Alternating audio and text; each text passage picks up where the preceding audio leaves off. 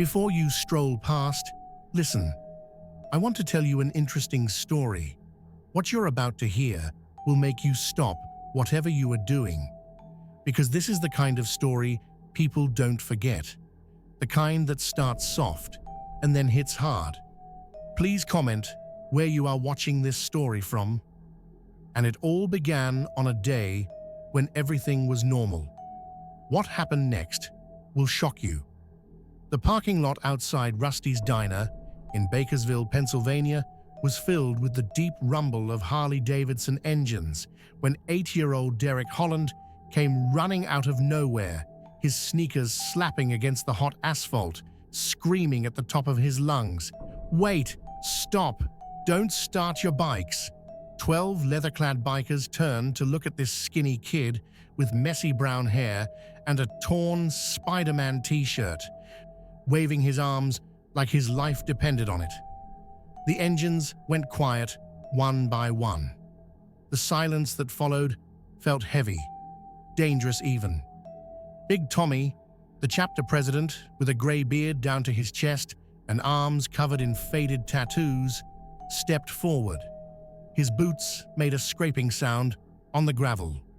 He wasn't smiling. "Kid, you got about 5 seconds to explain why you're screaming at us before I call your parents." Derek was breathing hard, his face red and sweaty. It was July, almost 95 degrees, and he looked like he'd been running for miles. His hands were shaking. There's something under your bikes. Please, you have to believe me." The other bikers exchanged glances. Some of them chuckled. A woman with short silver hair and a leather vest covered in patches, who everyone called Razor, shook her head. "Kid's probably pulling a prank," she said, lighting a cigarette. "Kids these days got nothing better to do." But Big Tommy held up his hand. Something about the way the boy looked, the genuine terror in his eyes, made him pause. He'd been riding for 37 years, and he'd learned to trust his gut. "What's under the bikes, son?" Derek swallowed hard. His voice came out smaller now, almost a whisper. "Kittens. There's a whole litter of kittens under there. I saw the mama cat carry them there this morning when you guys were inside eating. If you start your engines..." He didn't finish the sentence. He didn't have to. Big Tommy's expression changed. The hardness in his eyes softened just a fraction.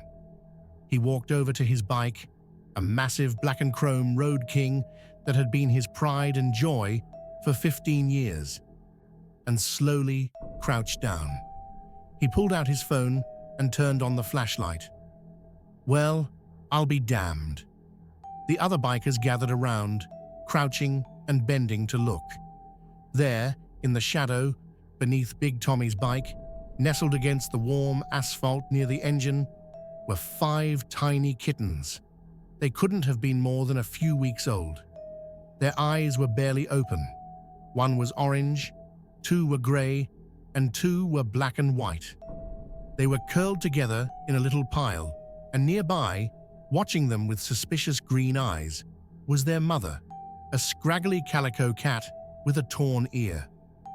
"Holy hell," muttered a biker named Decker, a man with a bald head and a scar running down his left cheek. "Kid's telling the truth." Razor came over and looked for herself. When she stood back up, she had a strange expression on her face. Something between anger and sadness. "That mama cat must have thought the warm engines would keep her babies safe," she said quietly. "Probably been living in the alley behind the diner." Big Tommy stood up slowly, his knees cracking. He looked at Derek, who was still standing there, his chest heaving, looking like he might cry. "What's your name, kid?" "Derek. Derek Holland." "Well, Derek Holland, you just saved 5 lives today. Maybe 6, counting the mama." Big Tommy extended his hand. After a moment, Derek shook it. The biker's hand completely swallowed the boy's small one. But before anyone could say anything else, a woman's voice cut through the parking lot like a knife. Derek Allen Holland, where the hell have you been? Everyone turned. A woman in her mid-30s was speed-walking across the parking lot from the direction of the grocery store across the street. She had the same brown hair as Derek, pulled back in a messy ponytail, and she was wearing scrubs, the kind nurses wear. Her face was a mixture of relief and fury. Derek's shoulders slumped. "Mom, do you have any idea how worried I was? I told you to wait by the car. I went into the store for 10 minutes and you disappeared." She reached him and grabbed his arm, not roughly, but firmly. Then she noticed the bikers surrounding them, all of them watching this scene unfold. Her expression changed to something more guarded. "Is there a problem here?" Big Tommy stepped forward, his voice gentler than before. "No problem, ma'am. Your son just did something pretty brave, actually. Stopped us from making a terrible mistake." He explained about the kittens. As he talked, Derek's mom's face went through several emotions, from confusion to understanding to something that looked like pride mixed with exasperation. When Big Tommy finished, she looked down at Derek. "You ran all the way from the car to stop them?" Derek nodded. "I saw the mama cat this morning when we drove by. I recognized the bikes from when they were parked here earlier. I had to do something, Mom." His mother's eyes got a little wet. She blinked quickly and looked away, then back at the bikers. "Thank you for not being angry with him, for listening. He did the right thing," Big Tommy said. "Question now is, what do we do about these little ones?" That's when things got complicated. Razor crouched back down and tried to reach for the mama cat, making soft clicking noises with her tongue. The cat hissed immediately, backing further under the bike, her body positioned protectively over her kittens. "She's feral," Razor said, standing back up. "Probably been on the streets her whole life. She's not going to let us just grab them." "We can't just leave them here," said a younger biker named Kyle, who had a baby face despite being covered in tattoos. "If we move our bikes, they might scatter. The kittens can't survive on their own, and the mama might move them somewhere even more dangerous." Derek's mum, whose name was Jennifer, checked her watch and winced. "I have to get to work in 20 minutes. I'm already cutting it close." She looked down at Derek apologetically. "Honey, I'm sorry, but we have to go." "But Mum, the kittens—" "I know, baby, I know. But these people can handle it. They're adults, and I can't be late again. Mrs. Patterson already gave me a warning last week." Derek looked like he might argue, but something in his mother's face stopped him. There was a tiredness there, a kind of exhaustion that went deeper than just physical. Big Tommy noticed it too. He'd seen that look before on his own sister when she was working 2 jobs to keep her kids fed. "We've got this, Derek," he said. "I give you my word. We'll take care of them." Derek looked up at the big biker, studying his face like he was trying to decide if he could trust him. Finally, he nodded. "Okay, but can you tell me what happens after?" Big Tommy pulled out his phone. "Give me your mum's number. I'll text her updates. Deal?" Jennifer looked uncertain, but something in the biker's eyes must have reassured her. She rattled off her number, and Big Tommy typed it into his phone. A second later, Jennifer's phone buzzed. "That's me," Big Tommy said. "So you know it's really from me."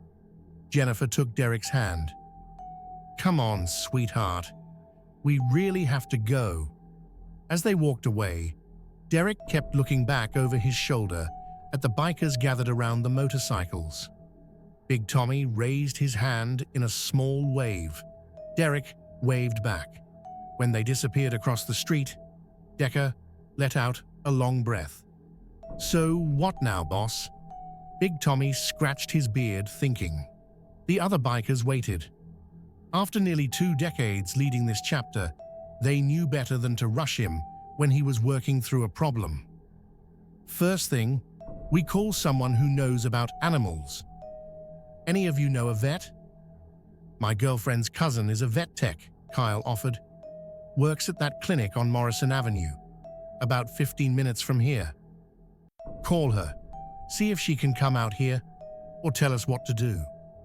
Big Tommy looked at the others. In the meantime, nobody moves their bikes. Looks like we're not riding out today. A few of the bikers groaned, but nobody argued. They'd all ridden together long enough to know that some things were more important than keeping to a schedule. Razor was still watching the mama cat, who was watching them right back with those suspicious green eyes. "She's gonna fight us," Razor said quietly. "When we try to get those babies, she's gonna fight like hell." "Would you blame her?" Big Tommy asked. Razor thought about that, then shook her head. No, I wouldn't." Kyle stepped away to make his phone call. The other bikers stood around in the parking lot, an odd scene. 12 tough-looking bikers in leather and chains, standing guard over a family of stray cats in the July heat.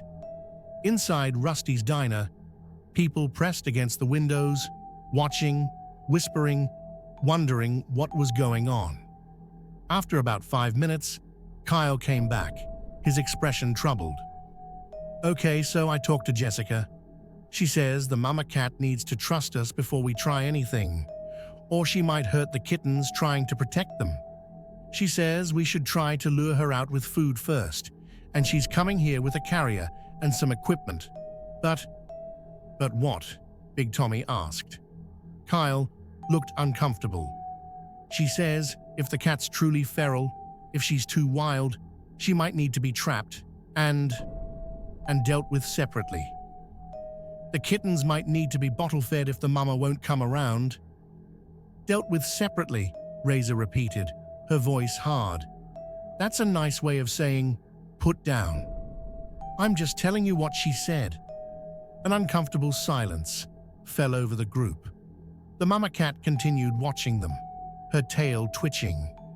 Big Tommy felt something twist in his chest. He'd seen a lot in his 54 years. He'd done things he wasn't proud of, been to places he didn't like to think about anymore. But there was something about that scraggly calico cat, protecting her babies with everything she had, that got to him in a way he hadn't expected. "Nobody's putting that cat down," he said firmly. "We find another way." "Tommy," Decker said carefully, "if she's too dangerous, if she can't be around people, then we find somewhere she can be," Big Tommy interrupted. "There's got to be farms around here, barns, places that need a mouser, somewhere she can live her life without people bothering her, but still have food and shelter." The others exchanged glances. It wasn't like Big Tommy to get this invested in something, especially something as simple as a stray cat. But then again, maybe it wasn't simple at all. 20 minutes later, a blue Honda Civic pulled into the parking lot. A young woman in her 20s got out, carrying a large pet carrier and a bag. She had blonde hair in a braid and looked nervous approaching the crowd of bikers. "Hi, I'm Jessica. Kyle called me." Kyle stepped forward. "Thanks for coming, Jess. They're right over here." Jessica crouched down and looked under Big Tommy's bike, her expression shifting to something more professional. "Okay," she said, mostly to herself. "Okay, we can work with this." She opened her bag and pulled out a can of cat food and a small paper plate. The smell of fish filled the air as she opened the can and scooped some onto the plate. She set it about 3 feet from the bike. "Now we wait," she said. "Could take 5 minutes, could take an hour, depends on how hungry she is." "We got time," Big Tommy said. And so, they waited. The bikers sat on the ground, on the curb, leaning against other bikes. They talked in low voices about nothing important. They drank water from bottles they got from the diner. They watched the mama cat, who watched them right back. 30 minutes passed, then 45. The sun beat down on them relentlessly. Then slowly, the mama cat started to move. She crept forward, her body low to the ground, her eyes never leaving them. She reached the plate and started eating, fast, like she hadn't eaten in days. She probably hadn't. Jessica moved very slowly, inching the carrier closer. But as soon as she got within 2 feet, the cat hissed and darted back under the bike. "Damn," Jessica whispered. "Try again," Big Tommy said. "Just be patient." They repeated the process. Food, waiting, watching. The cat came out again.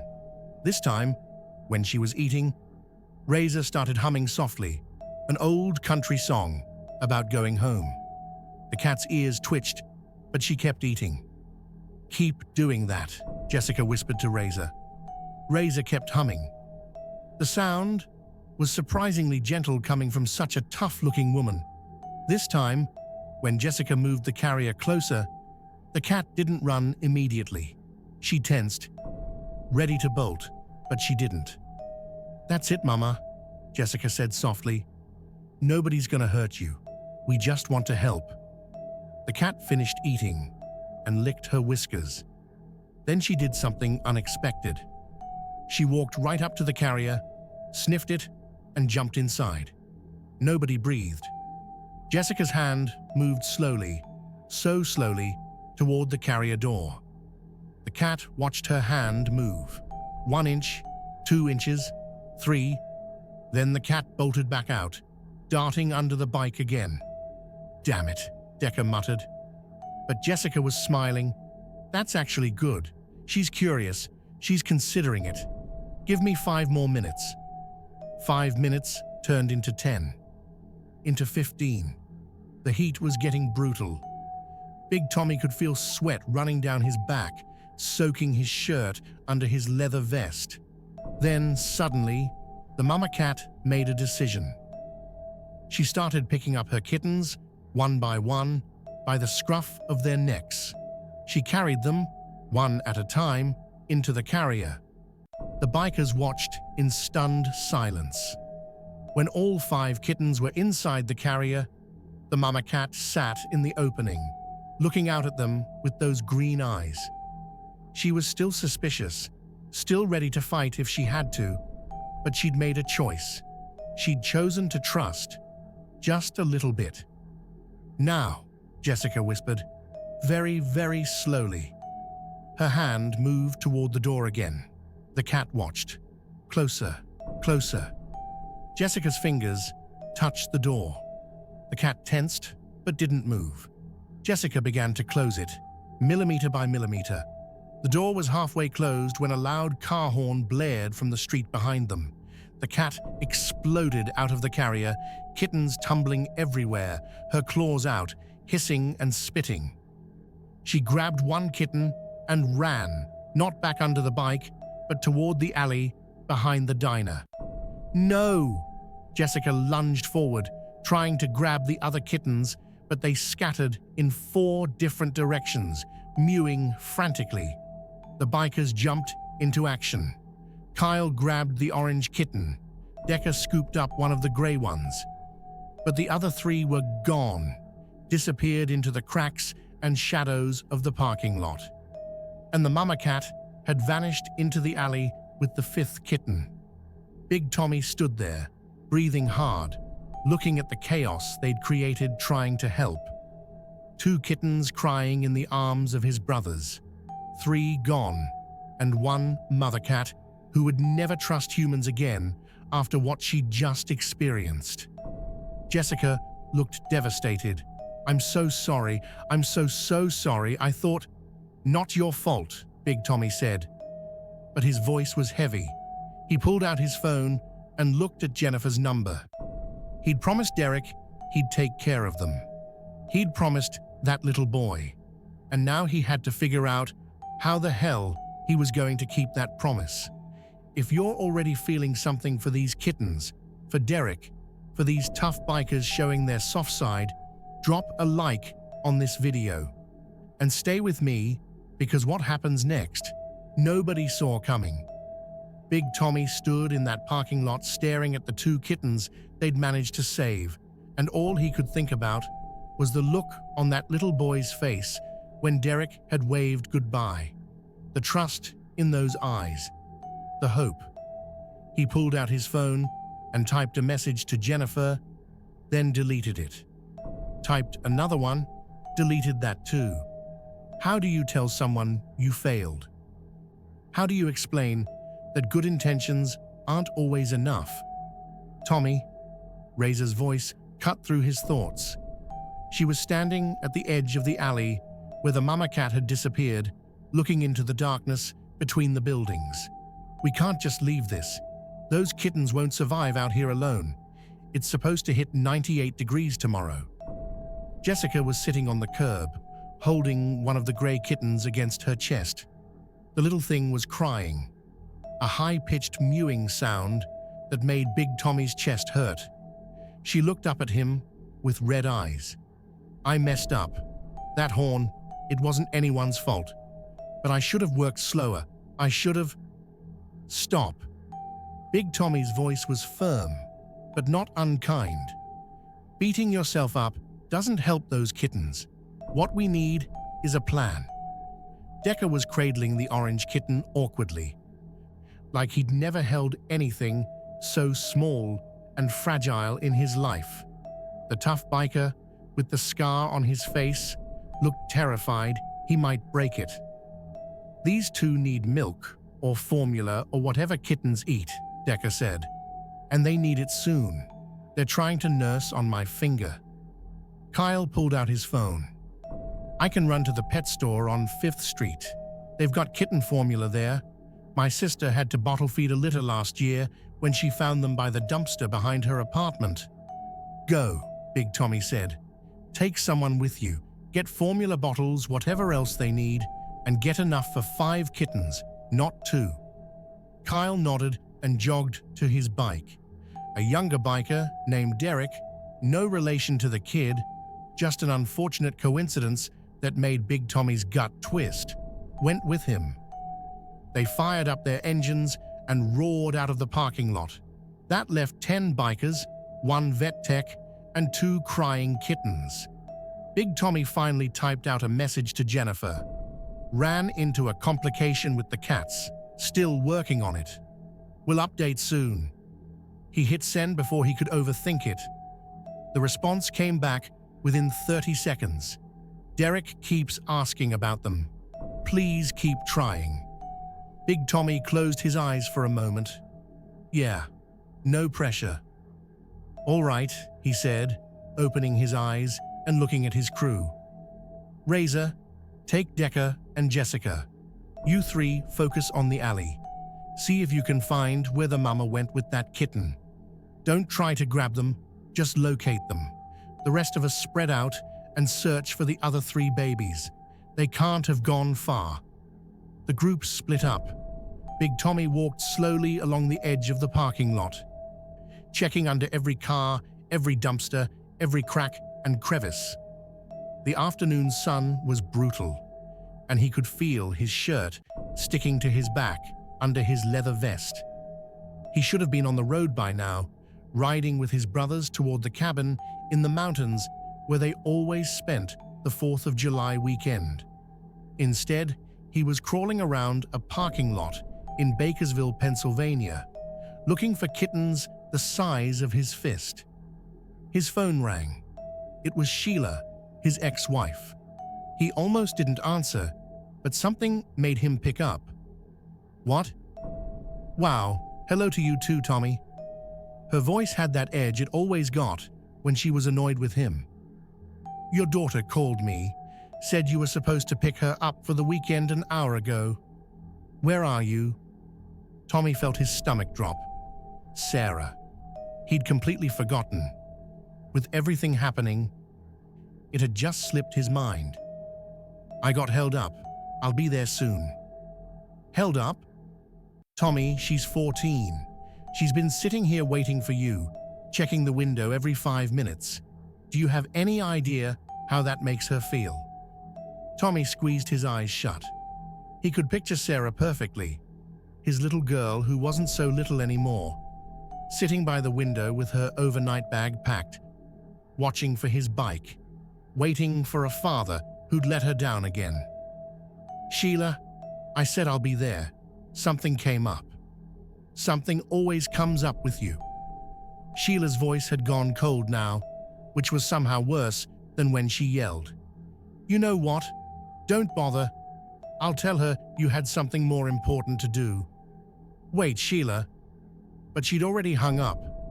Tommy stood there in the parking lot, phone in his hand, feeling like the worst kind of failure. He could call Sarah directly, try to explain, but what would he say? "Sorry, honey, I forgot about you because I was trying to save some kittens." It sounded ridiculous even in his own head. "Tommy?"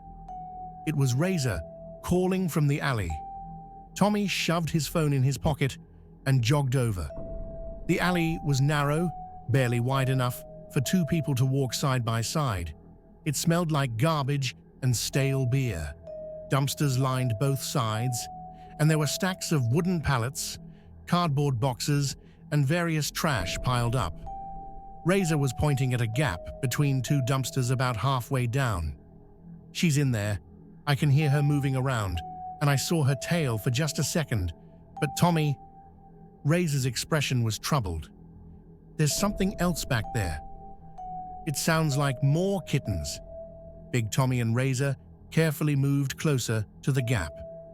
Tommy pulled out his phone flashlight and shined it into the darkness. What he saw made him suck in a breath. It wasn't just a nest, it was a graveyard. Tucked into a cardboard box that had been shredded for bedding were 4 tiny bodies. Dead kittens, probably from a previous litter, their little bodies stiff and dried out. They'd been dead for at least a week, maybe more. And right next to them, the mama cat was curled around her remaining baby, the one she'd carried from the parking lot. She was staring at Big Tommy with those green eyes, but now he understood what he saw in them. It wasn't just fear or suspicion, it was grief.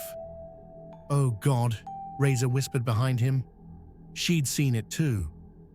"She's been coming back here, hasn't she? To the babies she couldn't save." Jessica squeezed in beside them, took one look, and had to turn away. When she turned back, there were tears streaming down her face.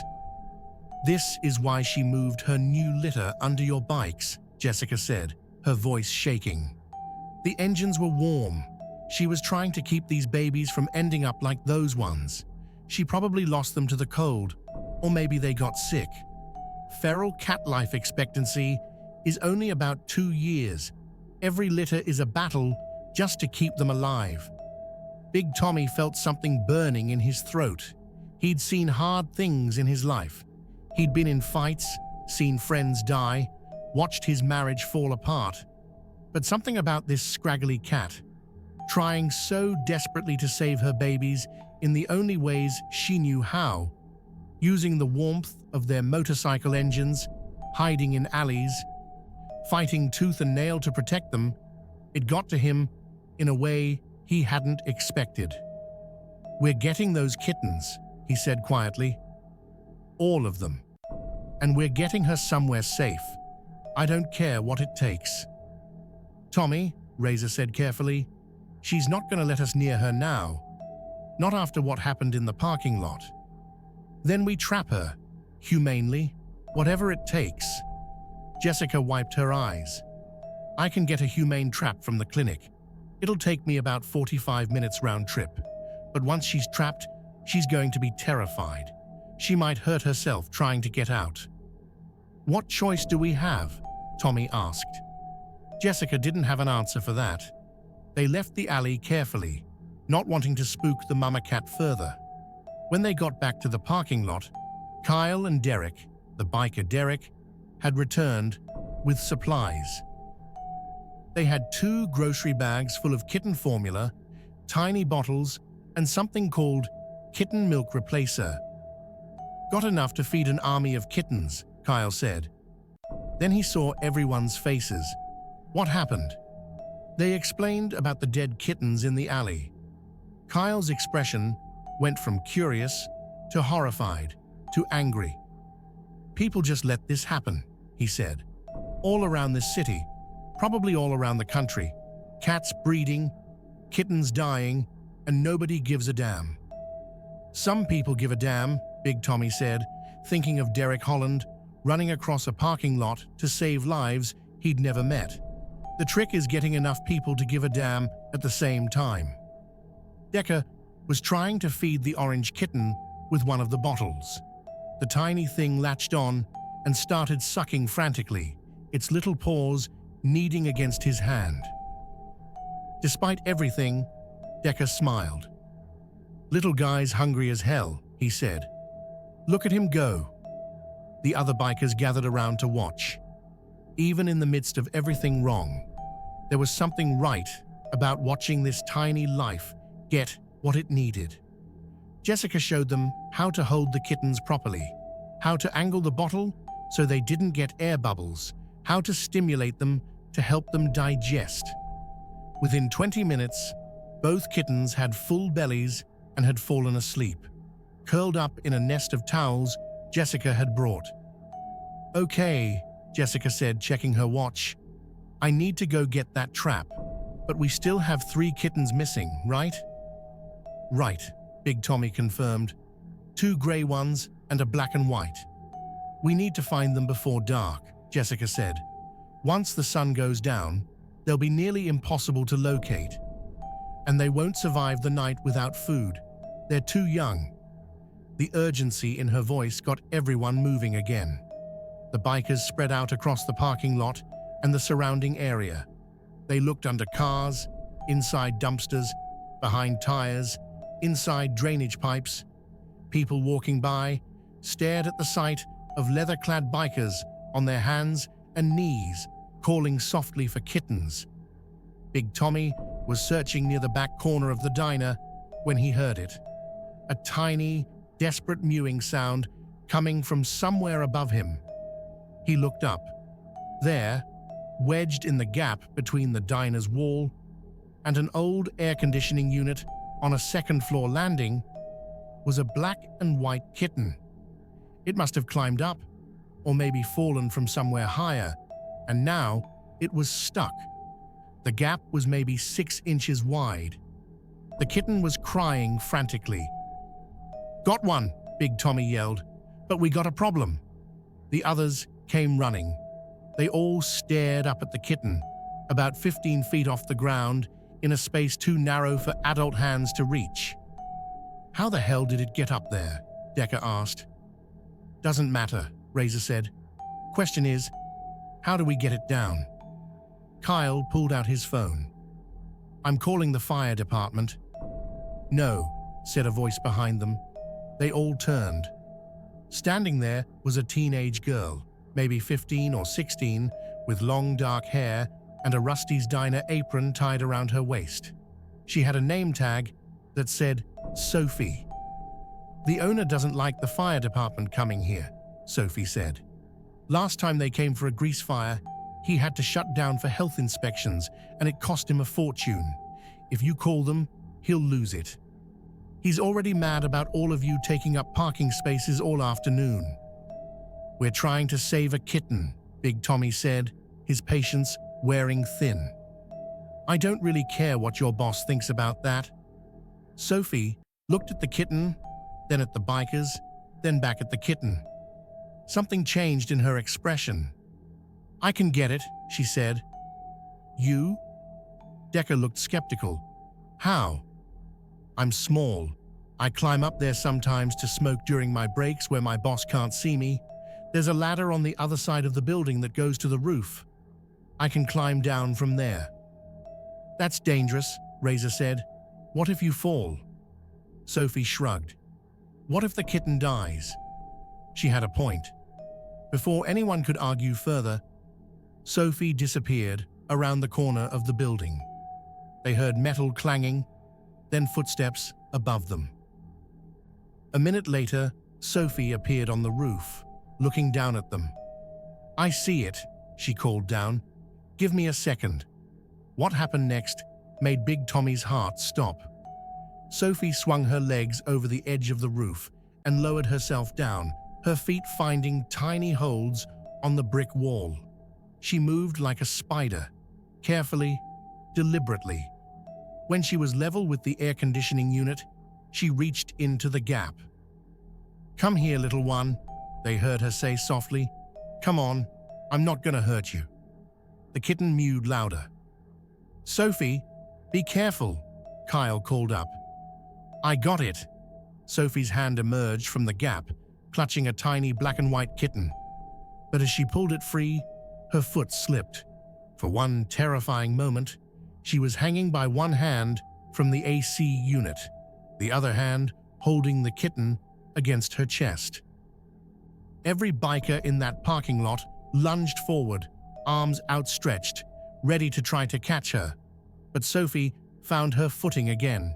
She took a shaky breath, adjusted her grip, and slowly, carefully, climbed back up to the roof.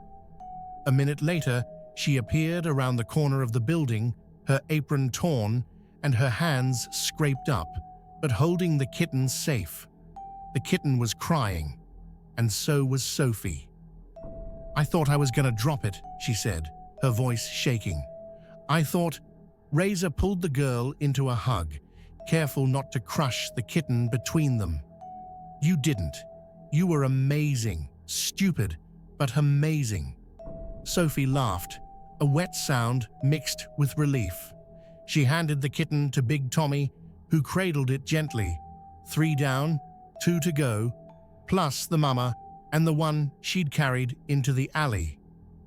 "Thank you," Big Tommy said to Sophie, and he meant it with everything in him. Sophie wiped her eyes and nodded.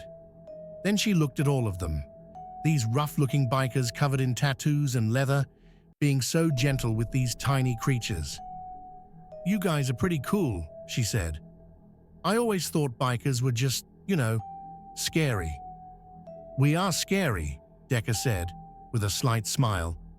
"Just not to things that can't fight back." Sophie had to get back to work, but before she left, she told them something useful. "There's a storm drain behind the diner, on the east side. Sometimes animals hide in there. If you lost kittens, you might check there." Big Tommy felt his phone buzz, a text from Jennifer. "Just got off shift. Derek wants to know if the kittens are okay. I know you're probably busy, but any update would help." Tommy looked at the 3 kittens they had, fed and sleeping. He looked at the 10 bikers still searching. He looked at the alley where the mama cat was hiding with her grief and her one remaining baby. He looked at his bike, still parked where it had been hours ago, going nowhere. He typed back, "Tell Derek we're not giving up. We've got 3 kittens safe. Still looking for the others. It's going to be okay." He didn't know if that last part was true, but Derek needed to hear it. Hell, maybe Big Tommy needed to say it. They found the storm drain Sophie mentioned. It was a round concrete pipe, maybe 3 feet in diameter, set into the ground behind the diner. Inside was darkness and the sound of dripping water. Big Tommy got down on his hands and knees and shined his phone light into the pipe. About 10 feet in, he could see 2 little pairs of eyes reflecting back at him. The 2 gray kittens, huddled together in the dark. "Found them," he said, "but they're too far back. I can't reach them." Kyle tried. His arms were longer, but still not long enough. The kittens mewed from inside the pipe, but wouldn't come closer. They were scared, alone, and probably had no idea why their mama wasn't there to protect them anymore. "We need something to coax them out," Razor said. "Food, maybe." They got more of the cat food from Jessica's bag and put it at the entrance of the pipe. Then they all backed away and waited. 5 minutes, 10 minutes, 15. Finally, one of the gray kittens started inching forward, then the other. They reached the food and started eating, tiny little bites, their eyes huge in their tiny faces. When they were distracted by eating, Kyle lunged forward and grabbed them both, one in each hand. They cried and squirmed, but he held them gently, securely. "Got 'em," he said, and there was triumph in his voice. "Got both of them." 5 kittens accounted for. Safe, fed, warm, but Big Tommy couldn't celebrate yet. There was still the mama and her baby in that alley, surrounded by the bodies of the babies she'd lost. There was still that look in her eyes, the grief and fear and desperate wild need to protect what little she had left. Jessica came back 45 minutes later with a humane trap, basically a metal cage with a pressure plate inside that would close the door when the cat stepped on it. She also brought something else, a woman in her 60s with gray hair and kind eyes wearing overalls and boots. "This is Margaret Chen," Jessica said. "She runs a cat sanctuary about 30 miles from here. If we can catch this mama, Margaret says she'll take her." Margaret stepped forward and shook Big Tommy's hand with a grip that surprised him, firm and confident. "I've been running my sanctuary for 22 years, Margaret said. "I've dealt with feral cats, abused cats, sick cats, mean cats, scared cats. If this mama can be saved, I'll save her. If she can't be around people, she can live in one of my outdoor enclosures. I've got 5 acres. She'll have space, food, shelter, and she'll never have to worry about her babies freezing to death in an alley ever again." Something in Big Tommy's chest loosened just a little bit. Maybe there was hope after all. They set up the trap in the alley, baited with food. Margaret explained they'd need to be patient, that it might take hours or even days for the cat to trust the trap enough to enter it. "But we don't have days," Big Tommy said. "Tomorrow's the 4th of July. This whole area is going to be packed with people, fireworks, noise. It'll terrify her. She'll run, and we'll never find her again." Margaret looked at him for a long moment. "You really care about this cat, don't you?" Big Tommy thought about that question. 24 hours ago, he would have said he didn't care about much of anything except riding his bike and making sure his club stayed out of trouble. But now, standing in this alley in Bakersville, Pennsylvania, watching the sun start to sink toward the horizon, he realized that somewhere along the way, this had become personal. "Yeah," he said simply, "I guess I do." Margaret smiled. "Then we'll figure it out, somehow." But as the sky started to turn orange with sunset, and the mama cat remained hidden in her nest of grief and desperation, Big Tommy wondered if caring would be enough. His phone rang. Sarah's number. He stared at it for a long moment, then answered. "Dad?" Her voice was small, hurt. "Mom said you forgot about me." Big Tommy closed his eyes. There it was, the truth. He had forgotten, at least for a while, because he'd been so focused on trying to fix this situation with the cats that everything else had fallen away. "Sarah, It's okay, Dad. I'm used to it." Those 4 words cut deeper than any knife ever could. "I'm used to it." Like disappointment was just something she expected from him now, something she'd learned to accept. "Baby girl, listen to me. Something happened today, something important, and I got caught up trying to help. I'm sorry, I should have called. I should have—" "What happened?" Sarah asked, and there was something in her voice, a tiny bit of curiosity breaking through the hurt. So Big Tommy told her. He told her about Derek Holland running across the parking lot, about the kittens under his bike, about the mama cat and her dead babies and her desperate fight to save what was left of her family. He told her about Sophie climbing down from the roof and Kyle crawling into the storm drain, and how his entire club had spent the afternoon searching for tiny lives that most people wouldn't have given a second thought about. When he finished, there was silence on the other end of the line. "Dad?" Sarah's voice was different now, softer. "That's actually really amazing." "Yeah? Yeah. I mean, it sucks that you forgot about me, but I'm glad you helped them.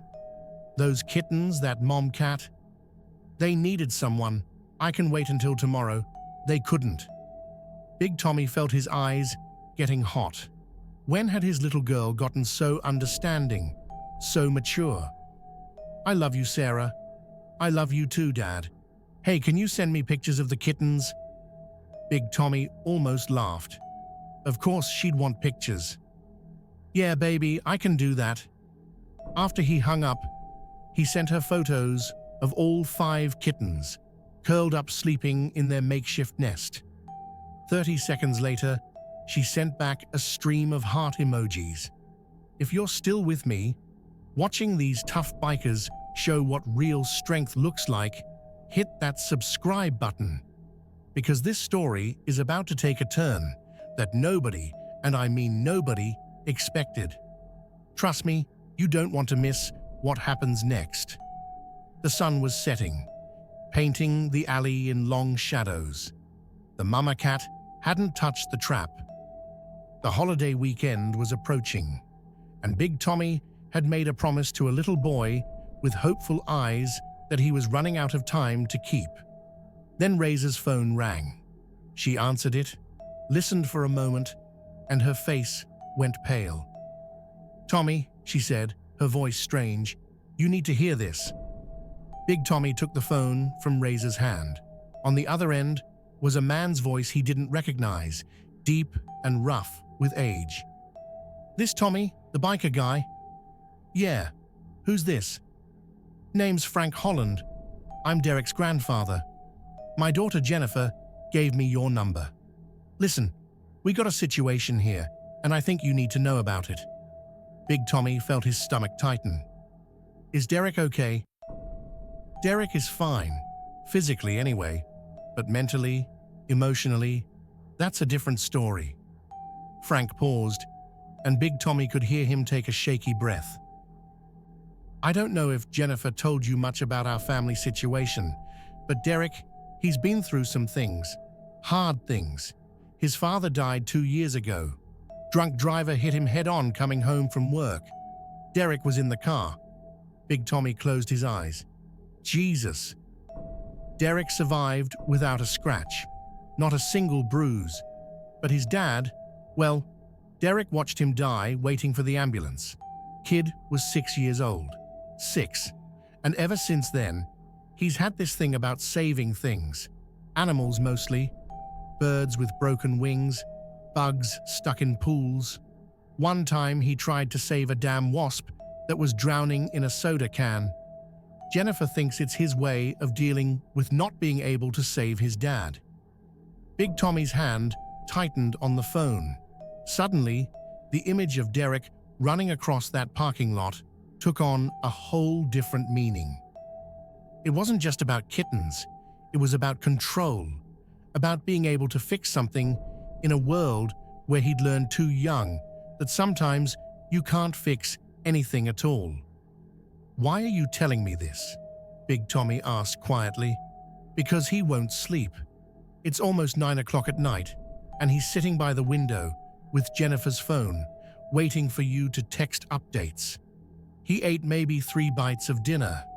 Jennifer tried to tell him that you're doing your best, that sometimes animals don't make it, but he just keeps saying, Big Tommy promised. He promised he'd take care of them. And I needed you to understand what that promise means to him, what all of this means." Big Tommy looked at the alley where the mama cat was still hiding. He looked at his crew, tired and dirty, and still here, still trying. He looked at the trap sitting empty in the fading light. "Mr. Holland, I'm gonna do everything I can. I swear to you." "I know you will. Jennifer told me about you guys spending all day on this. That means something. That means a lot, actually. Derek, he needs to see that there are still good people in the world, people who keep their promises, even when it's hard, especially when it's hard." After Frank hung up, Big Tommy stood there for a moment, letting the weight of that conversation settle over him. Decker walked over, took one look at his face, and didn't ask questions. He just waited. "Kid who found the kittens," Big Tommy finally said. "His dad died in front of him 2 years ago. He's been trying to save things ever since, trying to save what he couldn't save then." Decker swore softly. Around them, the other bikers had gone quiet, listening. Even Margaret and Jessica, who barely knew any of them, looked stricken. "Well," Razor said after a moment, her voice hard with determination. "Then, we'd better not let him down." Margaret checked the trap again. Still empty, the mama cat was smart, too smart. She'd seen humans cause her nothing but pain and fear. Why would she trust them now?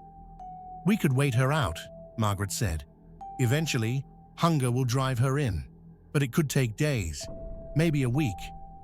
"We don't have a week," Big Tommy said. "Hell, we don't have days. Tomorrow's the 4th. This place is gonna be chaos." "Then we need to think smarter," Jessica said. She'd been quiet for a while, studying the alley, the trap, the whole situation. "The mama cat went into that carrier earlier, remember? Before the horn scared her? She was willing to try. She's not completely feral. There's still some trust left in her, buried deep. We just need to reach it." "How?" Kyle asked. Jessica bit her lip, thinking. "The kittens. She can hear them crying, can't she? If we brought them close to the trap, if she could hear them, smell them, maybe that would pull her out. A mother's instinct to protect her babies might override her fear of humans." Margaret looked uncertain. "That's risky. If we spook her again, if she feels like we're using her babies against her, she might attack. Or worse, she might abandon them entirely. Some animals do that when they feel their offspring are in too much danger." "But some don't," Razor said. "Some mothers fight like hell for their kids, no matter what, no matter the cost." She was looking at Big Tommy when she said it, and he knew why. Razor had 3 kids of her own, all grown now, but she'd raised them alone after her husband walked out. She'd worked 2 jobs, fought tooth and nail to keep them fed and clothed and safe. She understood that kind of fierce, desperate mother's love. Big Tommy made a decision. "We try it, but we do it carefully. 1 kitten, not all 5. We keep the others safe. And if it doesn't work, if she shows any sign of abandoning them, we pull back immediately." They chose one of the gray kittens, the smaller one that cried the loudest. They placed it in a soft towel about 6 feet from the trap, close enough that the mama could hear it, see it, but not close enough that she could reach it without going near the humans. Then they all backed away, as far as they could, while still being able to see what happened. They waited behind dumpsters, around corners, giving the mama cat space to feel safe. The kitten cried, that high, desperate mewing sound that went straight through every person there. Margaret had tears running down her face. Jessica was biting her knuckles. Big Tommy stood with his fists clenched, barely breathing. For 5 minutes, nothing happened. 10 minutes. The kitten kept crying, kept calling for its mother. Then, slowly, a shadow moved in the darkness near the dead kittens. The mama cat emerged, low to the ground, her eyes wild. She could see her baby crying. She could see the humans watching from a distance. She could see the trap between her and her kitten. She took one step forward, stopped. Her tail was twitching, her whole body tense. The kitten cried louder. The mama cat made a sound Big Tommy had never heard before, somewhere between a howl and a cry. It was the sound of a mother's heart breaking. She took another step, then another. She was 3 feet from the trap when headlights suddenly flooded the alley. A pickup truck had pulled up to the back of the diner, its high beams illuminating everything. A man got out, big and angry-looking, wearing a stained apron. The owner of Rusty's Diner. "What the hell are you people doing back here?" he shouted. "This is private property. I've been watching you on my security cameras all damn day, and I'm sick of it." The mama cat bolted, just vanished into the shadows like she'd never been there at all. The kitten kept crying. Big Tommy turned to face the owner, and everything in him wanted to grab this man by his dirty apron and teach him about timing. But he didn't. He took a breath and tried to keep his voice level. "Sir, we're trying to help some stray cats. We'll be done soon." "Done now, more like it. This is my property, and you're trespassing. All of you. Get out before I call the cops." "We're in the alley," Razor said, her voice sharp. "Last time I checked, alleys are public access. Not when they're behind my building. Now get out, or I'm calling the police and animal control. They'll trap that cat and put it down within 24 hours. Is that what you want?" Big Tommy felt his hands curl into fists. Decker stepped closer to him, a silent presence at his back.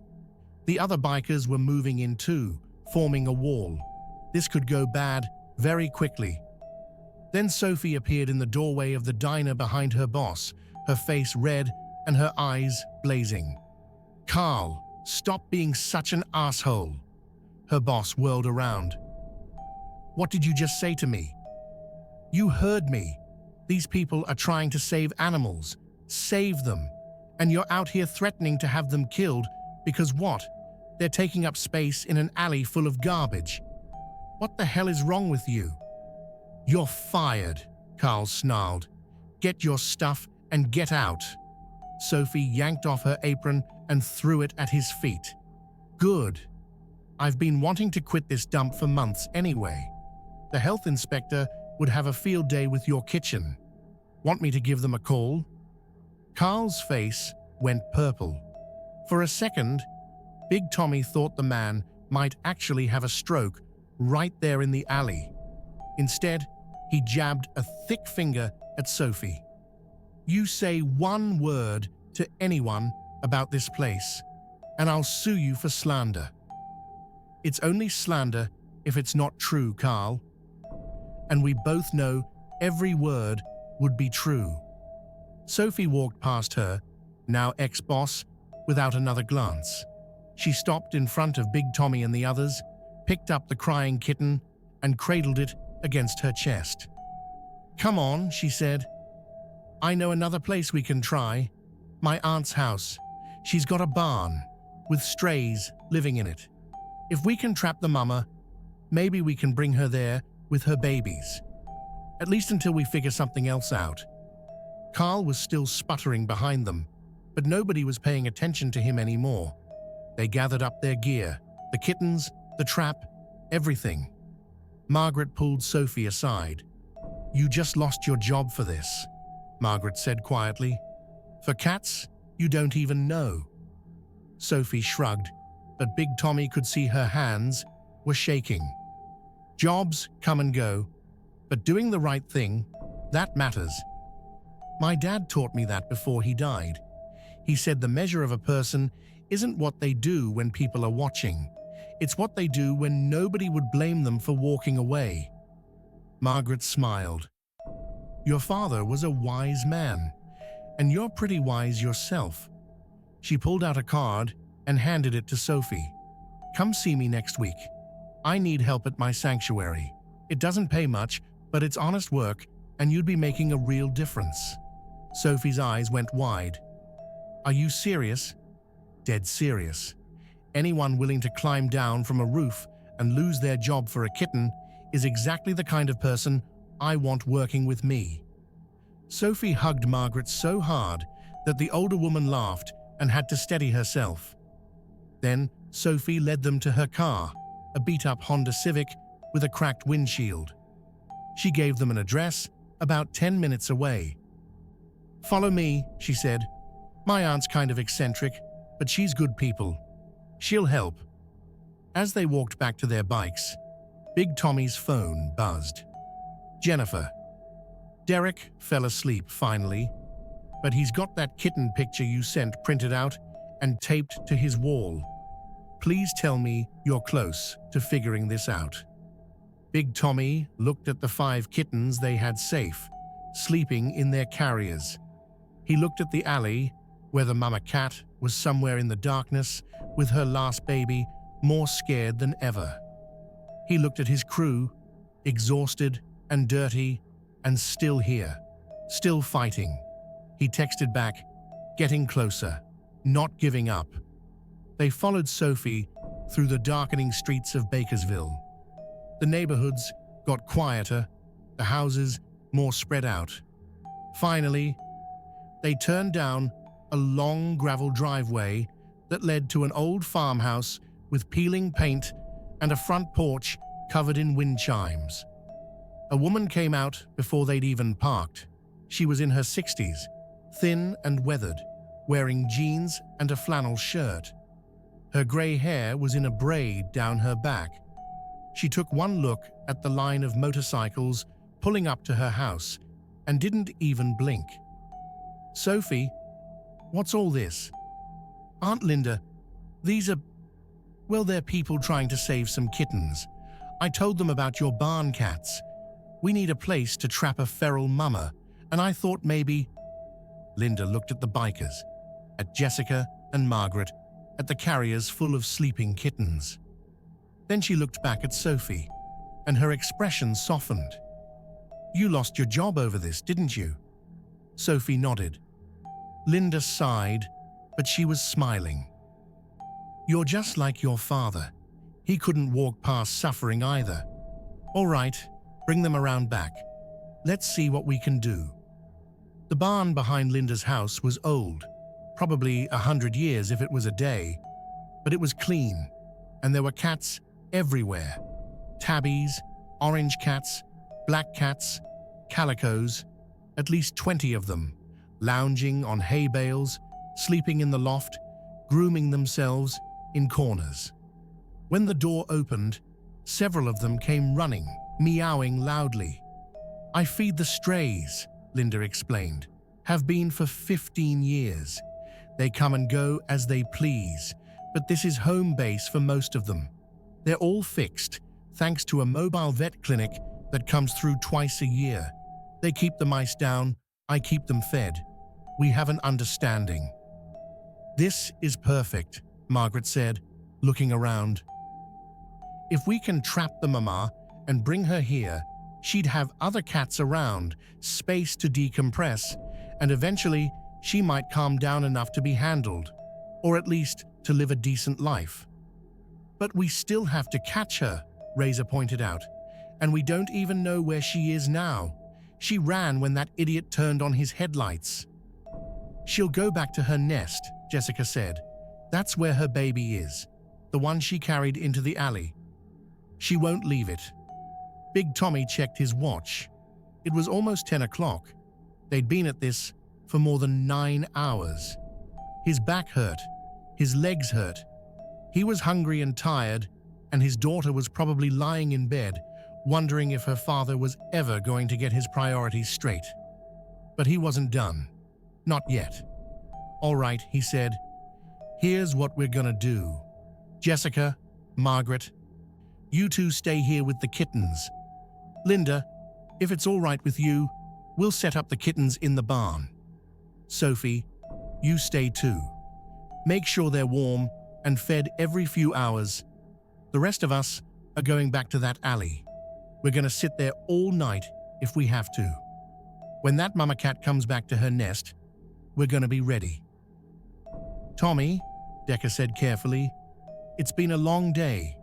Maybe we should rest and try again in the morning. By morning, that cat will be even more spooked. By morning, we'll have lost our window. It's now or never." The others looked at each other. They were tired too. They'd missed their ride to the cabin. They'd spent the whole day crawling around parking lots and alleys. But not one of them said they wanted to quit. "All right," Razor said. "Let's finish this." They left the 5 rescued kittens in Linda's barn, sleeping peacefully in a nest of clean towels. Sophie promised to check on them every 2 hours. Jessica wrote out detailed feeding instructions. Margaret set up the humane trap in the corner of the barn, so they'd have it ready when they brought the mama cat back. If they brought the mama cat back. Then the 7 remaining bikers, Big Tommy, Razor, Decca, Kyle, and 3 others named Paul, Rick, and Johnny, rode back through the dark streets to Rusty's diner. The parking lot was empty now, except for a few cars belonging to the closing staff. The alley was dark, lit only by a single flickering light above the diner's back door. They parked their bikes and moved quietly into the alley. They could hear the mama cat before they saw her. She was back at her nest, and she was making that heartbreaking sound again, that mix of howling and crying. The kitten she'd carried back was mewing too, tiny and desperate. "She's grieving," Razor whispered. "She's sitting with her dead babies, and she's grieving." Big Tommy felt something crack in his chest. He'd never thought much about animal emotions before. They were just animals, right? They ran on instinct. But looking at this scraggly cat, surrounding by the bodies of babies she couldn't save, refusing to leave them even as her remaining kitten cried for food, he understood that grief wasn't just a human thing. Pain was universal. Loss was universal. And love, that fierce, desperate love that made you stand your ground even when everything was falling apart, that was universal too. "We need a new plan," Big Tommy said quietly. "The trap isn't working. She's too scared, too traumatized. We need to make her want to leave that nest." "How?" Kyle asked. Big Tommy thought about it, about everything Frank Holland had told him, about Derek watching his father die and spending the next 2 years trying to save everything he could because he couldn't save the one thing that mattered, about the mama cat losing litter after litter, watching her babies die and still fighting to protect the few that remained. "We give her something worth fighting for," Big Tommy said.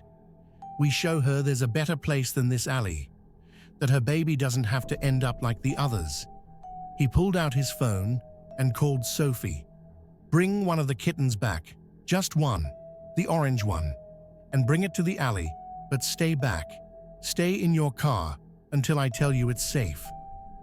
"Are you sure?" Sophie asked. "No. But we're out of options." 20 minutes later, Sophie pulled up in her Honda. The orange kitten was awake and crying in its carrier. The sound carried through the night air. In the alley, the mama cat's head shot up, her ears swiveled toward the sound. She knew that cry. That was her baby. Sophie stayed in her car, like Big Tommy had told her, about 30 feet from the alley entrance. The crying continued. The mama cat stood up, leaving her nest for the first time in hours. She moved to the edge of the alley, just visible in the dim light. She could see the carrier. She could hear her baby. But between her and that carrier were 7 humans, standing like a wall. "Back up," Big Tommy said quietly. "Everyone, back up. Give her a clear path." They moved slowly, carefully, creating a corridor from the alley to Sophie's car. The mama cat watched them, her body tense, ready to run or fight. The orange kitten kept crying. The mama cat made a decision. She turned back into the alley, disappeared for a moment, and when she came back, she had the kitten from her nest in her mouth. She walked forward, step by careful step, past the dead babies, past the garbage and the pain, toward the sound of her living baby crying. She walked past Big Tommy, past Razor, past all of them. She didn't run, she didn't attack, she just walked, carrying her kitten, toward her babies. When she reached Sophie's car, Sophie slowly, carefully opened the carrier. The mama cat looked at her for a long moment. Then she placed her kitten inside with its sibling and sat down in front of the carrier, guarding it. "Close it," Big Tommy said quietly. "Sophie, close the carrier." Slow. Sophie's hand moved toward the carrier door. The mama cat watched, but didn't move. The door clicked shut. They had her. They had all of them. For a moment, nobody spoke. Nobody moved. They just stood there in the dark parking lot, 7 bikers and a teenage girl, looking at a carrier that held a mother cat and her 2 kittens, reunited. Then Razor started crying. Not just tears, but full-on sobbing. Decker put his arm around her shoulders. Kyle sat down on the curb and put his head in his hands. Paul and Rick and Johnny just stood there, looking stunned. Big Tommy walked over to the carrier and crouched down. Inside, the mama cat was curled around her kittens, all of them together. She was still watching him, still wary, but something in her eyes had changed. The wild desperation was gone. In its place was just exhaustion. "You're safe now," Big Tommy told her. "You and your babies. You're safe." He didn't know if she understood. Probably not. But he said it anyway, because he needed to. Because somewhere across town, a little boy named Derek was sleeping with a picture of kittens on his wall, still believing in the goodness of people who keep their promises. They drove back to Linda's farm with the mama cat and her 2 kittens. When they opened the carrier in the barn, the mama cat saw her other babies sleeping in their towel nest. She made a sound, soft and questioning, like she couldn't quite believe they were real. Margaret gently, carefully placed the 2 kittens from the carrier with their siblings, all 5 kittens together again. The mama cat circled them once, twice, sniffing each one, making sure they were okay. Then she lay down and pulled them all close, and for the first time in who knows how long, she let her body relax. She was still watching the humans. She still didn't trust them. But she didn't have to run anymore. She didn't have to fight. Her babies were safe, warm, and fed. That was enough. Big Tommy pulled out his phone. It was almost 2 in the morning. He texted Jennifer. "Got them. All 6. They're safe."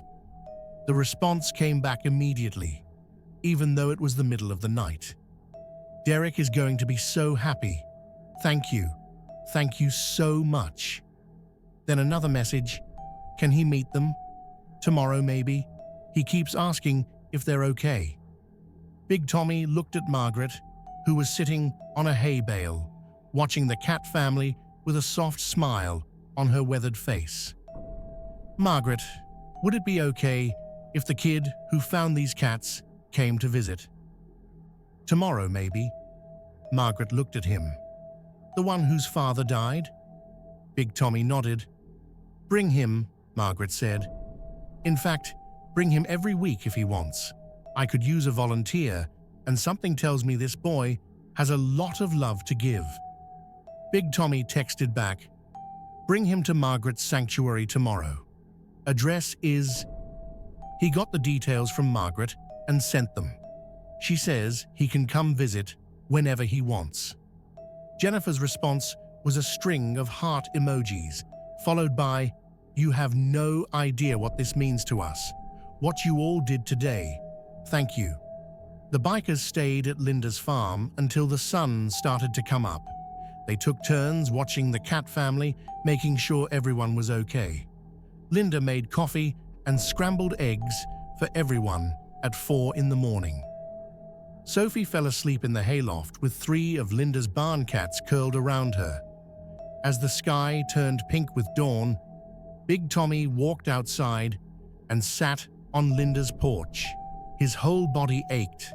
He smelled like sweat and garbage and cat food. He hadn't slept in 24 hours. Today actually, was supposed to be the start of his 4th of July weekend at the cabin. That wasn't happening now. But sitting there, watching the sunrise, he felt something he hadn't felt in a long time. Something that felt almost like peace. Razor came out and sat next to him. "Hell of a day," she said. "Yeah. You think that mama cat will ever trust people?" "Maybe not. But she doesn't have to. She just has to trust that she's safe, that her babies are safe. That's enough." Razor was quiet for a moment. "You did good, Tommy. Real good. We all did. Yeah. But you're the one who wouldn't give up. When it would have been easier to walk away, to say we tried our best, you kept pushing. That kid Derek, he's lucky you were the one who made that promise." Big Tommy thought about Derek, about Sarah, about all the promises he'd broken over the years, all the times he'd let people down because it was easier than following through, about how somewhere along the way, he'd forgotten that the hard things were usually the important things. "I'm gonna try to be better," he said quietly, "at keeping promises, at showing up, at doing the hard things." Razor smiled. "I know you will." At noon, a car pulled up to Linda's farm. Jennifer got out, and a small figure came running from the passenger side. Derek Holland, wearing a fresh Spider-Man shirt, his hair combed neatly, his eyes bright with excitement. "Are they here? Can I see them?" Big Tommy stood up from where he'd been sitting on the porch. He'd never actually gone home, just stayed there all night and morning, and smiled. "They're in the barn. But you got to be real quiet, okay? The mama's still nervous." Derek nodded so hard, his whole body moved. Jennifer smiled at Big Tommy, and there were tears in her eyes. "Thank you," she said again. "You have no idea." "I think I do," Big Tommy said. He led Derek into the barn. The morning light was streaming through the high windows, making dust motes dance in the air. The mama cat was in a large, clean pen that Margaret had set up, with blankets and food and water and a litter box. Her 5 kittens were playing around her, tumbling over each other, batting at each other's tails. The mama was watching them. And even though she was still thin and scraggly, there was something different about her now. She didn't look hunted anymore. Derek stood at the edge of the pen, his hands pressed against the wire, his face full of wonder. "You saved them," he whispered. "You really saved them." "We saved them," Big Tommy said. "You're the one who saw them first. You're the one who ran across that parking lot screaming at a bunch of scary-looking bikers. That took guts, kid." Derek looked up at him. "You don't look scary to me, not anymore." Big Tommy felt his throat get tight. Yeah. I think people who save things can't really be scary, even if they look like they could be." Margaret came over and crouched down next to Derek. "Would you like to help me take care of them? I could use someone with a good heart and brave spirit. The kittens need to be fed every few hours, and the mama needs someone to check on her, make sure she's got fresh water and food. Think you could help with that?" Derek looked at his mother, his eyes pleading. Jennifer looked at Margaret, then at Big Tommy, then back at her son. "I work strange hours," Jennifer said. "I don't know if I can always bring him "I'll bring him," Big Tommy heard himself say. "I come out this way on my rides sometimes. I can pick him up, bring him here, bring him home, if that's okay with you." Jennifer looked shocked. "You'd do that?" "Yeah, I would." And he meant it. Looking at Derek's face, seeing the pure joy there, the hope, the healing that came from being able to save something when you couldn't save the thing that mattered most, Big Tommy understood that this wasn't just about kittens. It was about showing a kid that the world still had good in it. That promises still meant something. That loss didn't have to be the end of the story. Derek turned back to the cat family, watching them play. The orange kitten climbed onto the mama cat's back. One of the gray ones tried to attack a piece of straw. The black and white one was already asleep again. They were safe. They were together. They were going to be okay. If this story touched your heart, if you felt something for Derek, for the mama cat, for these bikers who spent 17 hours fighting to keep a promise, then please, please hit that like button. Share this story with someone who needs to remember that there's still good in this world. And subscribe to this channel because there are more stories like this out there. Stories about ordinary people doing extraordinary things when nobody's watching. Stories that remind us why compassion matters, why keeping our word matters, why love, in all its forms, is worth fighting for. Thank you for staying with me through this whole journey. Thank you for caring about a scraggly cat and her babies. Thank you for believing, just like Derek did, that people can be good, even when it's hard, especially when it's hard. Big Tommy stood in that barn, surrounded by cats and hay and morning light, and for the first time in years, he felt like maybe he was exactly where he was supposed to be. The mama cat looked at him from her pen, those green eyes still wary, but not quite as wild. She didn't trust him. Not yet. Maybe not ever. But she didn't have to.